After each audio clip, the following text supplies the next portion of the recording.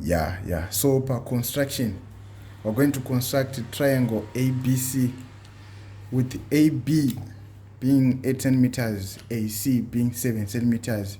Then our angle BAC being out to 120 degrees. So the first step we're going to be doing apa tinotanga nekuona kuti angle yakagara pa line ripi. Number 1, that's point number 1. So how do you see that? Go panapa pakanzi BAC up. Then chikepu chakaona chiri mudenga ichi chiri pamusoro pa A ichi, it means kuti angle yedu 120 iyi iri pa point A. And so we will be having two outcomes. It's either we're going to put our first line as what? As BA. Our first line, we're going to put it as BA, or we're going to put our first line as AC. Chese chinongo involve A ndo chatotanga kuisa. So it tells what AB is 8, AC is 7. So we can start by AB. So let's start by AB. To construct a line is no constructor. Hatingotori ruler. Toya panapa tototichi totoona kuti pane 8 panapa to draw, so it is wrong. Kana tikadaro at 1 more mark. So how to construct a line? If you check my method set, there's this other uyirakaita so inenge nechitsono kunoko isina pekusapensa panapa ndio inoshandiswa kutora chi ma measurements. So far I'm going to use this one. So you open it for kusvika pa 8 meters, uchivhura kusvika pa 18 meters singe panapa. This is our 18 meters. So what's our next step? We take away the ruler, toya paper redu, and itika tobaya panapa. You make an arc. Wochitenderedza, wobaya arc rawa draw iri, wocha futi rimwe arc kuside uko. And itika. Then after that you take back the ruler, you join my points. Pangapa chibayiwa paper and open joiner. Join with the pencil. Chero rikada protrude line richienda uko kwazvona basa. Now you do this. So this is how you construct a line. That's number 1. Then after constructing a line, you are going to demarcate panapa panogumira point apa. This is A, this is point B.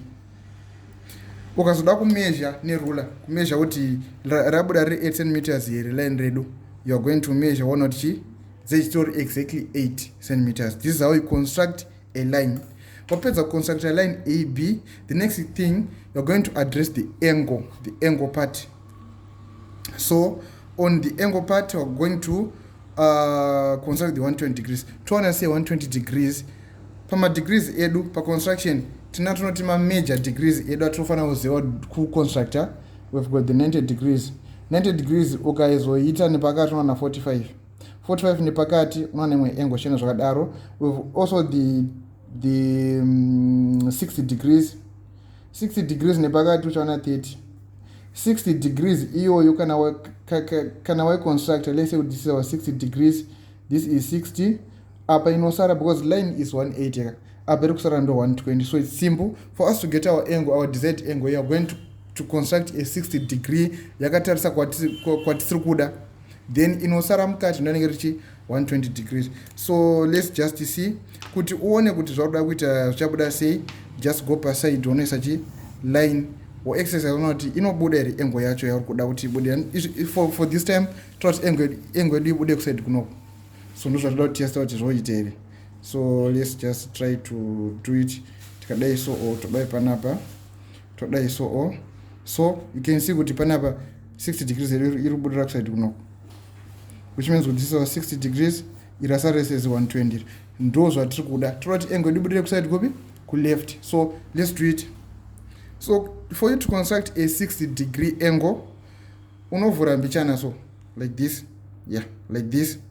Where ubaya pa point poda kusa angle, this is point A, wopabaya where kuside kunoko you draw an arc inosvika pa half kana kudarika half mbichana like this. Wosimudza usina kumbobata bata, wobaya panapa patanga draw arc, you do the same panapa. So pazuri ku intercept panapa, you are going to draw a straight line, a very straight line. Chero kwarinogumira kuna basa futi, just draw a straight line. Chero kwati azihombesa draw anditika. Now tadaro, this is our AB. Now imwe taudzwa ichi from A to C hanzi 7 centimeters ndizvo. What you do now, you take your ruler, haungodzimikire anze, you take your ruler, you're going to take that other instrument here in chitsono here, woverenga kusvika wasvika pa 7 centimeters, kusvika wasvika pa 7 centimeters, 7 centimeters. So this is my 7 centimeters. Unobaya pana A panapa, waya paline pako, you make an arc. So pane arc yedu apa pa wabaya pana A yokaisa arc, which means kuti is that in closer you say is 7 centimeters. You are going to write your 7 centimeters. So apa tanonokata kangana kunyora 8 centimeters. Then panapa you write kuti 8 centimeters. Sorry, 7 centimeters. Sorry. 7 centimeters. Ndo zechi za AC. This is point C. Anditika kana uchinyora ma labels akupa construction, usanyora uchifollow a line. This is how, let's say this is our line. This is our line. This is point A. Don't write kuti C uchitevedzera. So uchitevedzera kuti line rakamira sei. Nyora straight. Those ones no lose no marks. Then after tawana point C redu, our last line we're going to be joining point C and B. This is very simple. Join point C and B. Join point C and B. This is our point C, this is our point B. Takano rejoin. Chero rakabudira uku kwarina basa rakabudira. Ndokutoti nyatso kubuda riri zvakanaka. Now, this is our triangle ABC. ABC in a 120. My labels anda kuiswa in a 120 degrees. Yapere. So this is how you get all your 5 marks. Kuti 5 marks ma arcs esa mfano ngaripo arc uyu line iri ma 1 mark esaya ma arc ese kana vachimaka construction they mark ma arc I, because pane vamwe vanobirira vano construct necha chinenge chine ma angle chacha. So kana vachimaka ma uyu construction they always check ma arc I, because munhu anobirira hawani ma arc I at the right place. So get your 5 marks. So we are done with our part A here, construct a triangle. Part 2, we need a perpendicular from point A to BC to meet BC at D. So what does perpendicular mean? Perpendicular is a line that makes a 90-degree angle in a line. So I'm going to give an example first before we have our final answer. So perpendicular line, let's say we are having our line AB here. This is A, this is B. What does perpendicular mean? Perpendicular just means that line rinoya richigadzira 90 degrees nechi ne line redu iri. So this is what perpendicular mean. So we are going to form a perpendicular from point A to BC to meet BC at D. Kana zvanzi to meet BC at D. Vari kuzama kuti iyo point yatikuda haisi pana C, haisi pana B, but iri anyway along this line BC. Ndizo. So now, how do you do it? The first step yaunoita iwewe, you come to point A, you open canvas yako in such a way that it casts the what? You draw an arc, it casts the line twice, like this. This is the first step.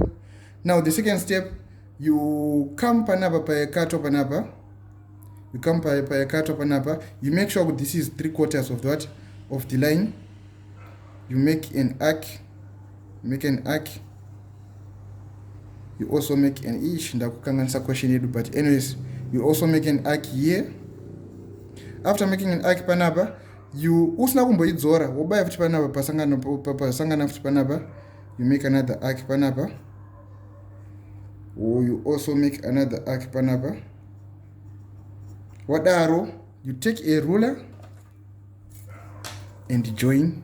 You can see with panapa zasangana at exactly point A. Then kunogo, you put a straight line. Chirorga kura chenda kwa na bas and it one iro line redu. So now question strategy, perpendicular from A to BC, from point A to BC. Andika meeting at D. So pasangana line redu iri na BC ndo pane point D. You go and demarcate panapa uti aiwa apa ndo panechi point D.